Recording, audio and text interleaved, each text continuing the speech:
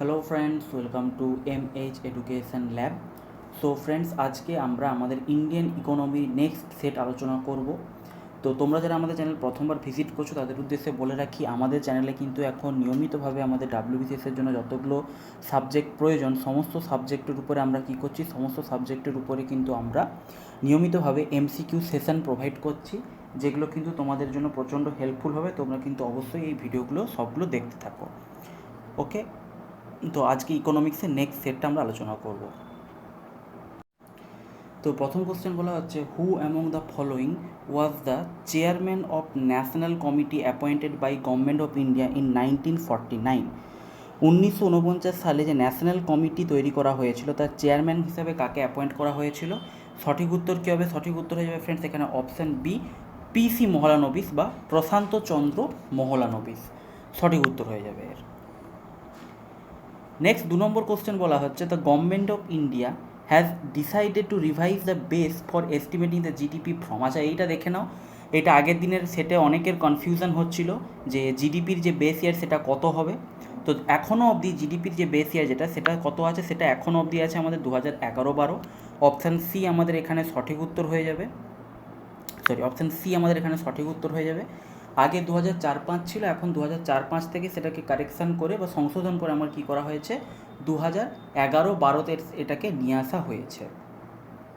ওকে, কিন্তু তোমাদের একটা জিনিস একটু মাথায় রাখতে হবে যে এখন কিন্তু আবার চিন্তাভাবনা চলছে যে আমাদের 2020-21টাকে জিডিপির বেস ইয়ার হিসেবে করা হবে। তো এটা তোমরা একটু খবর তোমাদের একটু খোঁজ খবর রাখতে হবে। যদি আমি খবর পেয়ে যাই আমি অবশ্যই তোমাদের জানিয়ে দেবো। এটা কিন্তু ইকোনমিক টাইমস অফ ইন্ডিয়াতে নিউজটা এসেছিলো যে আমাদের কিন্তু এখন যে স্টেট প্যানেল সেটার কিন্তু এখন চিন্তাভাবনা চলছে যে আবার 2011-12 থেকে 2020-21টাকে জিডিপির বেস ইয়ার হিসেবে ট্রান্সফার করা হবে। তো সেটা এখন অবধি হয়নি, যখন হবে তখন তোমাদেরকে জানানো হবে। এখন কারেন্টলি কিন্তু বেস ইয়ার এখনও অবধি 2011-12 আছে, তবে খুব শীঘ্রই এটা চেঞ্জ হয়ে যাবে। নেক্সট 3 নম্বর কোশ্চেন বলা হচ্ছে, when national income is calculated with reference to a base year is called. এই যে বেস ইয়ারটা আমরা এতক্ষণ বলছিলাম, সেই বেস ইয়ারের সাপেক্ষে যখন আমরা ন্যাশনাল ইনকামটাকে ক্যালকুলেট করে থাকি তখন সেটাকে কী নাম দেওয়া হয়, তার জন্য আলাদা একটা টার্ম ইউজ করা হয়। সেই টার্মটা কী নাম দেওয়া হয়েছে? সেই টার্মটার নাম দেওয়া হয়েছে আমাদের option B, real national income. সেটাকে কী বলা হচ্ছে? সেটাকে বলা হচ্ছে option B, real national income. ঠিক আছে, রিয়েল ন্যাশনাল ইনকাম বলা হচ্ছে সেটাকে। নেক্সট 4 নম্বর কোশ্চেন বলা হচ্ছে, one of the problems in calculating national income in India is. আমাদের ভারতের যে ন্যাশনাল ইনকাম ক্যালকুলেট করা হবে সেক্ষেত্রে একটা বড় সমস্যা যে সম্মুখীন আমরা হই সেটা কি? সেটা সঠিক উত্তর কি হবে? এখানে 4 নম্বর প্রশ্নটার সঠিক উত্তর হয়ে যাবে ফ্রেন্ডস অপশান ডি, নন মনিটাইজড কনজামশান। নন মনিটাইজড কনজামশানটা আমার এখানে সঠিক উত্তর। এটা একটা ন্যাশনাল ইনকাম ক্যালকুলেশনের ক্ষেত্রে একটা বড় সমস্যা হয়ে দাঁড়ায়। যে ধরনের কনজামশানগুলো আমরা টাকা দিয়ে হিসাব করতে পারি না সেটাকে বলা হচ্ছে নন মনিটাইজ কনজামশান। তাহলে অটোমেটিকলি কী হচ্ছে, আমার নন মনিটাইজ কনজামশানটাকে ন্যাশনাল ইনকামের ক্ষেত্রে ক্যালকুলেট করা একটু কষ্টকর হয়ে দাঁড়ায়। 5 নম্বর কোশ্চেন বলা হচ্ছে, what was the India's estimated GDP growth rate for 2018-19 in economic survey. তো আমাদের ইকোনমিক সার্ভেটা তোমাদের কিন্তু ইকোনমিক্সে অবশ্যই পড়তে হবে। ইকোনমিক্সে আমাদের বাজেট এবং ইকোনমিক সার্ভে এটা কিন্তু বছর বছর চেঞ্জ হতে থাকে, তো সেটা কিন্তু অবশ্যই তোমাদের পড়তে হবে, আপডেট রাখতে হবে নিজেকে, বাজেট এবং ইকোনমিক সার্ভে। তো আমাদের ইকোনমিক সার্ভে অনুযায়ী 2018-19 আমার জিডিপি গ্রোথ রেট কত ছিল? 2018-19 জিডিপি গ্রোথ রেট ছিল, সঠিক উত্তর হয়ে যাবে ফ্রেন্ডস আমাদের অপশান এ, 6.3% থেকে 7.1। অ্যাকচুয়ালি এখানে অপশানগুলোর মধ্যে যেটা অ্যাকচুয়ালি সঠিক উত্তর হচ্ছে আমাদের 7.2% হবে। 7.2% হচ্ছে আমার 7.2 না, দাঁড়া বলে দিচ্ছি কত, 6.8% হচ্ছে আমার সঠিক উত্তর। তো এখানে অপশানগুলোর মধ্যে আমার মনে হয়েছে অপশান ইটাই সব থেকে নিয়ারেস্ট হচ্ছে। কোথাও কোথাও আমি দেখলাম এটাকে অপশান সি বা ডি অ্যান্সার করেছে, কিন্তু আমার মনে হয় যেহেতু 6.8%, 6.3 to 7.1% এই রেঞ্জটাই সব থেকে সুইটেবল অ্যান্সার হচ্ছে, তাই আমি এখানে অ্যান্সার এ করেছি। বিভিন্ন জায়গায় কিন্তু এর অ্যান্সার বিভিন্ন রকম আছে, তবে আমার মনে হয় অপশান এ সব থেকে সুইটেবল হবে এবং 6.8% হচ্ছে সঠিক উত্তর। এটা আগে কত ছিল আমাদের 2017-18-তে এই রেটটা ছিল কত? 2017-18-তে ছিল 7.2%, 2018-19 সেটা কত হয়ে গেছে, সেটা হয়ে গেছে 6.8% এবং কমে গেছে। এবং এখন তো জিডিপির অবস্থা খুবই খারাপ পোস্ট কোভিড সিচুয়েশানে, তোমরা সকলেই জানো যে অবস্থা খুব খারাপ, বিশেষ করে মানে সেকেন্ড ওয়েভ আসার পর থেকে তো অবস্থা অত্যন্ত খারাপ হয়ে গেছে জিডিপির। 2018-19 যেটা দেখা গেছে সেটা হচ্ছে 6.8%। এটা কে এস্টিমেট করেছে? সিএসও বা সেন্ট্রাল স্ট্যাটিস্টিক্স অফিস। আচ্ছা, তো তোমাদের একটা জিনিস একটু দেখিয়ে দিই, সেটা হচ্ছে তোমরা সকলেই জানো ডব্লিউবিসিএস প্রিলিমস 2021-কে টার্গেট করে আমাদের একটা মক টেস্ট সিরিজ লঞ্চ করা হয়েছে, যেখানে কিন্তু আমাদের এই এতগুলো ফিচার্স আছে, টোটাল 295টা মক টেস্ট আছে। এর সমস্ত আমাদের যে লিঙ্ক বা ডিটেলস আমাদের ডেসক্রিপশানে দেওয়া আছে, এর উপর অলরেডি ভিডিও বানানো হয়েছে। তো তোমাদের যেটা জানা দরকার সেটা হচ্ছে তোমরা যদি এর উপর ডিসকাউন্ট পেতে চাও, 50% ডিসকাউন্টের জন্য তোমরা আমার নামের কোড SUBA50 এই কোডটা ইউজ করতে পারো। এই কোডটা ইউজ করে কিন্তু 50% ডিসকাউন্ট তোমরা ইনস্ট্যান্ট পেয়ে যাবে এটার উপরে। ওকে, নেক্সট দেখো 6 নম্বর কোশ্চেন কী বলা হচ্ছে। 6 নম্বর কোশ্চেন বলা হচ্ছে from which organisation does FCI borrow money to implement the Food Security Act? FCI কার কাছ থেকে টাকা ধার করে ফুড সিকিউরিটি অ্যাক্টটাকে ইমপ্লিমেন্ট করার জন্য? এখানে সঠিক উত্তর কী হয়ে যাবে ফ্রেন্ডস? এখানে সঠিক উত্তরটা তোমাদের হয়ে যাবে option D, national small savings fund, NSSF। ঠিক আছে, এখান থেকে FCI বা ফুড কর্পোরেশন অফ ইন্ডিয়া কী করে? আমাদের টাকা ধার করে to implement food security act. এটা একটা ইম্পর্টেন্ট কোশ্চেন। সঠিক উত্তর হচ্ছে আমাদের অপশান ডি। নেক্সট 7 নম্বর কোশ্চেন বলা হচ্ছে which among the following determine the economic strength of a country? কোনো একটা দেশের ইকোনমিক স্ট্রেংথ বা অর্থনৈতিক তার যে ক্ষমতা বা অর্থনৈতিক দিক থেকে সে কতটা সবল, সেটাকে কে নির্ধারণ করে? সেটাকে নির্ধারণ করে হচ্ছে আমাদের অপশান সি। এখানে সঠিক উত্তর হয়ে যাবে দ্য ডেভেলপমেন্ট অফ ম্যানুফ্যাকচারিং। আমার ওই দেশে কতটা বেশি ম্যানুফ্যাকচারিং বা জিনিসপত্র তৈরি হচ্ছে বা ম্যানুফ্যাকচারিং সেক্টরের কত ডেভেলপমেন্ট হচ্ছে, সেটা ডিটারমাইন করে সেখানকার আমার economic strength. The development of manufacturing determines the economic strength of a country. Manufacturing provides the employment for to maximum people among all the sectors. এবং তার কারণটা কি? তার কারণ হচ্ছে ম্যানুফ্যাকচারিং যে সার্ভিসগুলো থাকে সেটা হচ্ছে সবথেকে বেশি পরিমাণে সমস্ত সেক্টরের সবথেকে বেশি মানুষের কাছে কী করে? এমপ্লয়মেন্ট প্রোভাইড করে। সেই জন্য ম্যানুফ্যাকচারিং ডিপার্টমেন্ট যার যত বেশি হবে বা যার ডেভেলপমেন্ট যত বেশি হবে, তত বেশি সেটা ইকোনমিক্যালি স্ট্রং কান্ট্রি হিসেবে গণ্য হবে। নেক্সট 8 নম্বর কোশ্চেন বলা হচ্ছে how many different agencies provide data for the index of industrial production calculation? IIP যেটাকে বলা হচ্ছে ইন্ডেক্স অফ ইন্ডাস্ট্রিয়াল প্রোডাকশন, সেটার জন্য ডেটা প্রোভাইড করে কতগুলো এজেন্সি? সেটা হচ্ছে টোটাল 16টা এজেন্সি। অপশান সি আমাদের এখানে সঠিক উত্তর হয়ে যাবে। টোটাল 16টা এজেন্সি ডেটা প্রোভাইড করে। 9 নম্বর question which among the following is the second largest agro based industry?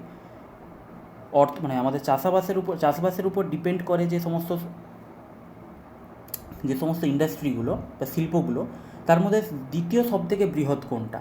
সঠিক উত্তর কী হবে ফ্রেন্ড? সঠিক উত্তর হবে option B, sugar industry.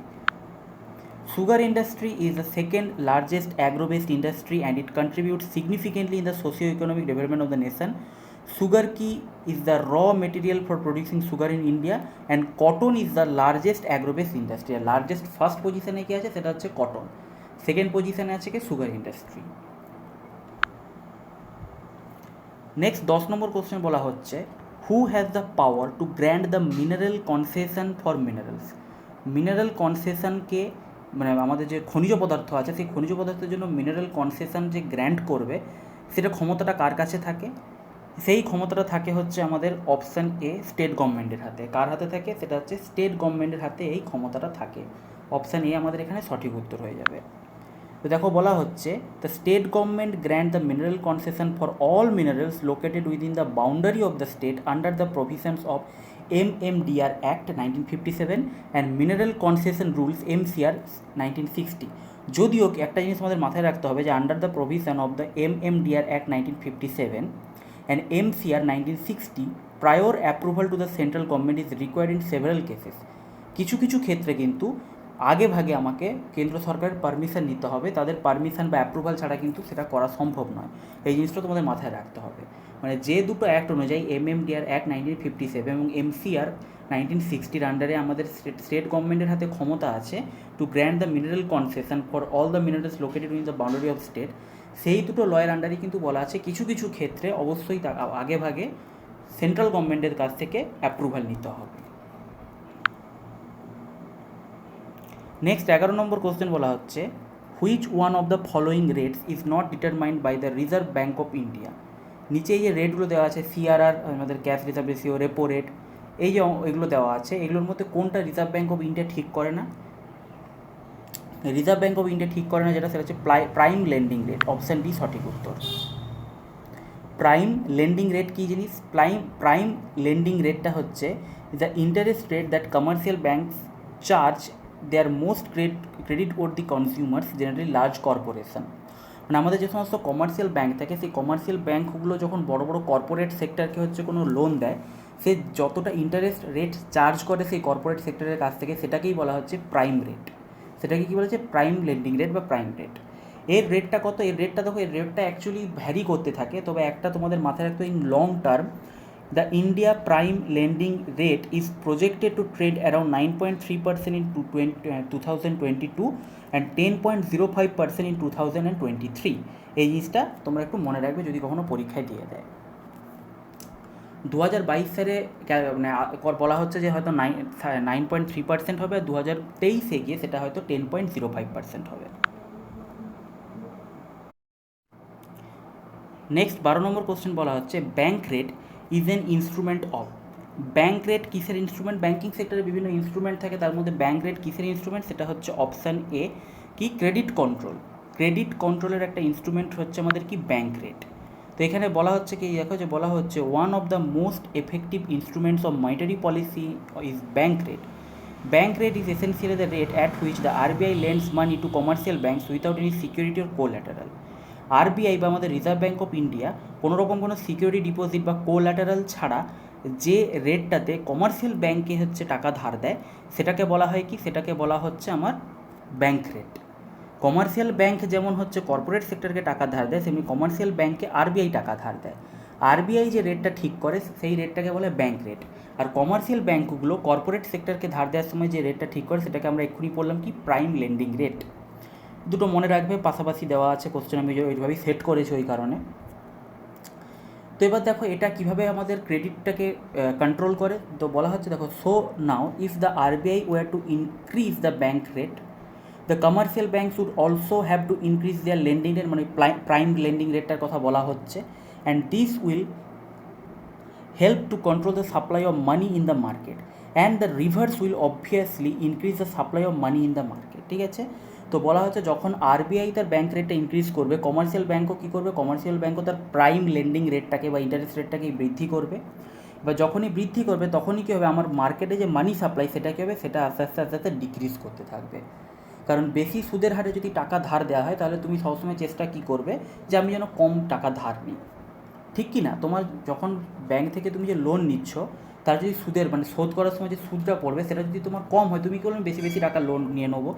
Loan নিয়ে এবার বেশি টাকা লোন নেওয়া মানে কিন্তু যত খুশি খরচা করবে, তাহলে কি আমার মার্কেটে বা কী হবে? আমার মার্কেটের মধ্যে মানি সাপ্লাইটা বেড়ে যাবে। কিন্তু যদি ইন্টারেস্ট রেট বা সুদের হারটা যদি চড়া থাকে, তখন কী হবে? তখন অটোমেটিক্যালি হচ্ছে তুমি চেষ্টা করবে যে টাকাটা আমি কম লোন নেবো, কারণ আমাকে শোধ করতে হবে বেশি, এবং তাহলে আমার হচ্ছে খরচা, মানে আমার হচ্ছে সেক্ষেত্রে টাকা আমি যদি কম লোন নিই, আমার টাকাটা হাতে কম আছে, আমি খরচা কম করবো, আমার তাহলে এতে মার্কেটে মানি সাপ্লাইটা কম থাকবে। তো এইভাবে কী হয়? এইভাবে হচ্ছে আরবিআই এই ব্যাঙ্ক রেটের মাধ্যমে ক্রেডিট কন্ট্রোল করে। নেক্সট 13 নম্বর কোশ্চেন বলা হচ্ছে NABARD is associated with what? এটা হচ্ছে রুরাল ডেভেলপমেন্ট। অপশান সি এখানে সঠিক উত্তর। তো এই তো ফুল ফর্মটা জানলেই তোমরা বুঝতে পারবে নাবার্ডের ফুল ফর্ম কি, national bank for agricultural and rural development. সে নামটা ফুল ফর্মটা জানলেই তোমরা বলতে পারবে উত্তর।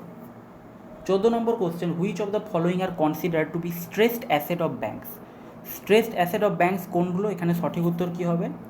এখানে সঠিক উত্তর হবে option D, all of the above. মানে এনপিএস মানে হচ্ছে non performing asset, restructured loan and return of assets, এই সমস্তগুলো একসঙ্গে মিলে কী তৈরি করে? সেটাকে বলে stressed asset of banks. Next 15 নম্বর কোশ্চেন বলা হচ্ছে, এগুলো কিন্তু প্রিভিয়াস ইয়ারের কোশ্চেন, আগেরটা এটা এগুলো সব প্রিভিয়াস ইয়ারের question. Which one of the following is an, বা ব্যাঙ্ক রেটের যে কোশ্চেনটা বললাম, এগুলো সব প্রিভিয়াস ইয়ারের কোশ্চেন, ডাব্লিউবিসিএসেরই মেন্সের প্রিভিয়াস ইয়ারের কোশ্চেন।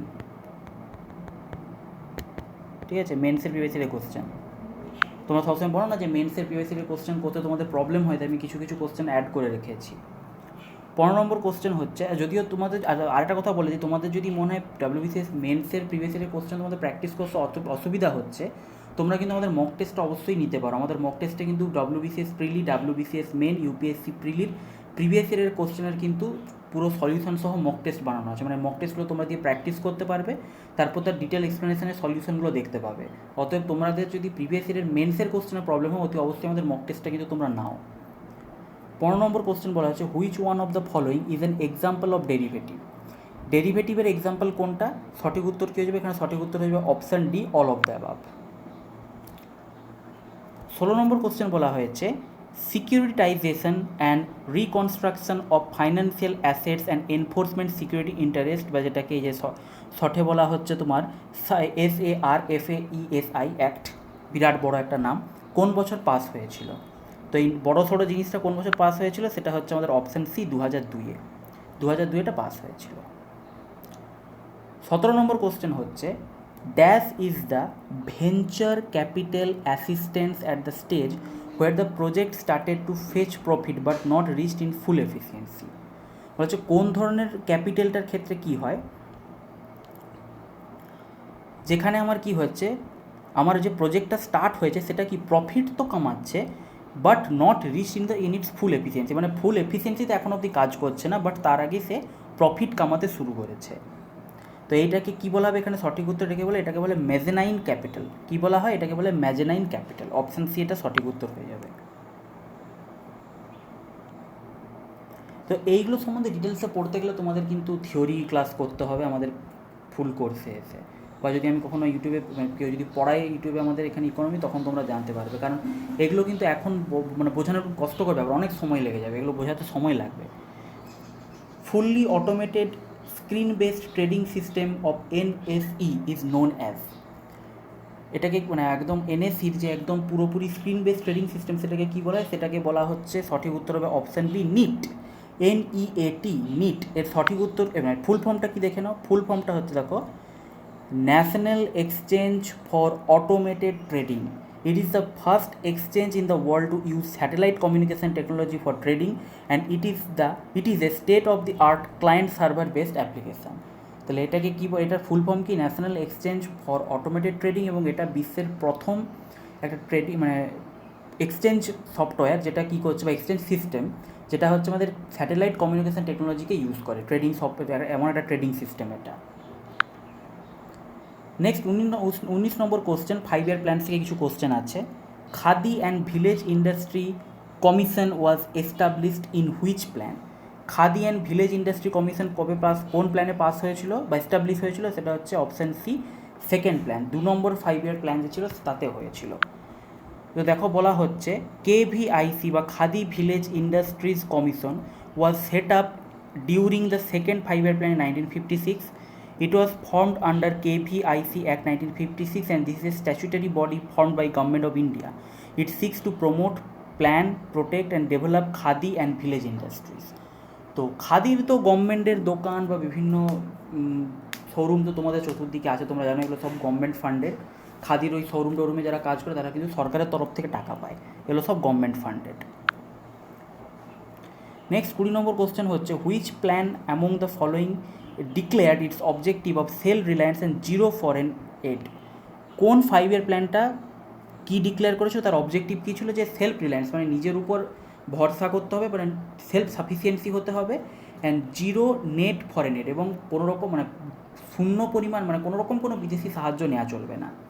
মানে কোন 5 ইয়ার প্ল্যানের হচ্ছে এটা উদ্দেশ্য ছিল, যে কোনোরকম কোনো বিদেশি সাহায্য আমরা নেবো না, পুরোপুরিভাবে আমাদের দেশি যে প্রোডাকশান সেটার উপর আমরা নির্ভর করব। সঠিক উত্তর কী হয়ে যাবে? সঠিক উত্তর হয়ে যাবে আমাদের option C, 4th 5 year plan. 4th 5 year plan আমাদের এখানে সঠিক উত্তর হয়ে যাবে। নেক্সট 21 নম্বর কোশ্চেন বলা হচ্ছে, who is known as father of white revolution? White revolution কিসের হয়েছিল সেটা তোমরা আমাকে কমেন্ট সেকশানে জানাবে, এটা তোমাদের হোমওয়ার্ক দিলাম। ফাদার অফ হোয়াইট রেভলিউশন কাকে বলা হয়? তাকে বলা, সেটা হচ্ছে অপশান বি, ভি কুরিয়েন। ভি কুরিয়েনকে বলা হয় father of white revolution in India. 22 নম্বর question, in India which of the following have the highest share in the এটা এটা disbursement of credit to agriculture and allied activities, I think এটা distribution হবে।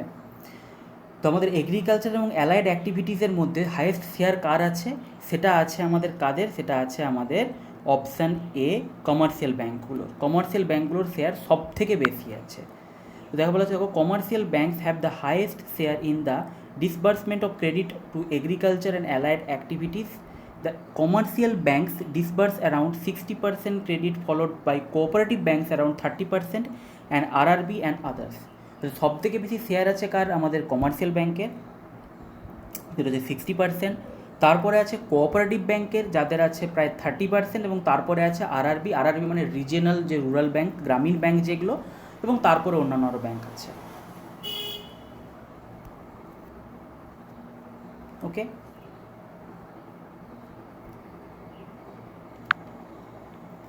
Next 23 নম্বর question বলা হচ্ছে, an expression coined by economist to describe an economy that is growing at such a slow pace that more jobs are being lost than are being added.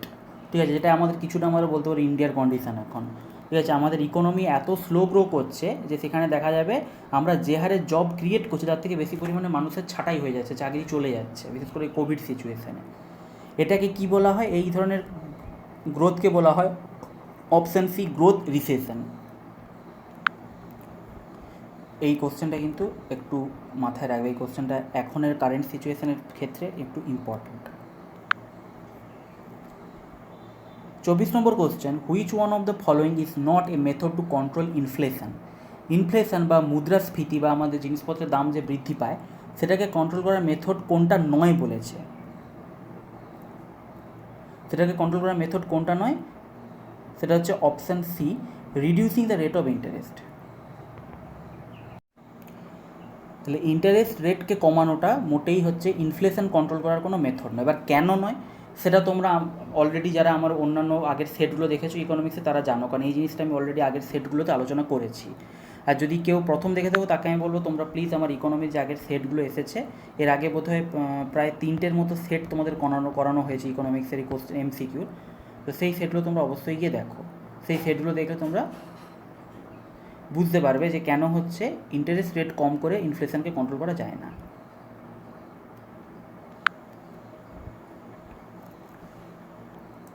আজকে last question কি বলা হচ্ছে, last question বলা হচ্ছে residex and index of residential prices in India was launched in.